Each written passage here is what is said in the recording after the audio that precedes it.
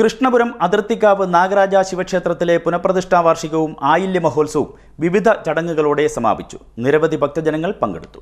തിരുവിതാംകൂർ ദേവസ്വം ബോർഡിന്റെ അധീനതയിലുള്ള അതിർത്തിക്കാവ് ശ്രീ നാഗരാജ ശിവക്ഷേത്രത്തിലെ മഹാദേവ ക്ഷേത്രത്തിലെ പുനഃപ്രതിഷ്ഠാ വാർഷികം, നാഗസർപ്പ ദൈവങ്ങൾക്ക് ആയില്യ മഹോത്സവം, നൂറും പാലും, സർപ്പബലി, അഷ്ടനാഗ സർപ്പ ആയില്യം പൂജ എന്നിവ സമാപിച്ചു. 2 ദിവസങ്ങളിലായാണ് ചടങ്ങുകൾ നടന്നത്.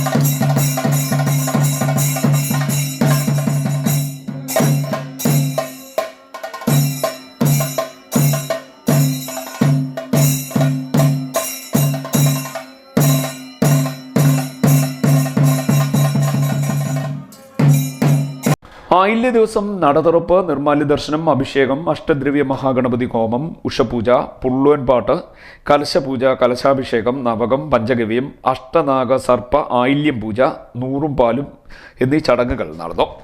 ക്ഷേത്രതന്ത്രി പറമ്പൂരിലത്ത് രാകേഷ് നാരായണൻ ഭട്ടതിരിപ്പാടിന്റെ മുഖ്യ കാർമ്മികത്വത്തിലാണ് ചടങ്ങുകൾ നടന്നത്. നൂറും പാലും ചടങ്ങുകൾക്ക് ശേഷം ഉച്ചപൂജ, സമൂഹ സദ്യ, ദീപാരാധന, സർപ്പബലി എന്നിവയും നടന്നു. സർപ്പബലി തന്ത്രിയുടെ മുഖ്യ കാർമ്മികത്വത്തിലാണ് നടന്നത്. നിരവധി ഭക്തജനങ്ങൾ ചടങ്ങുകളിൽ പങ്കെടുത്തു. ക്ഷേത്ര ഉപദേശക സമിതി ഭാരവാഹികളായ B Chandramohanan, S Biji, S Ajayan, Devaswom Board administrator Rajasree S തുടങ്ങിയവർ ചടങ്ങുകൾക്ക് നേതൃത്വം നൽകി. ക്ഷേത്ര മേൽശാന്തി കോയിക്കത്തറ ഇല്ലം പ്രസാദ് ചടങ്ങുകൾക്ക് കാർമ്മികത്വം വഹിച്ചു. CDN news Kayamkulam.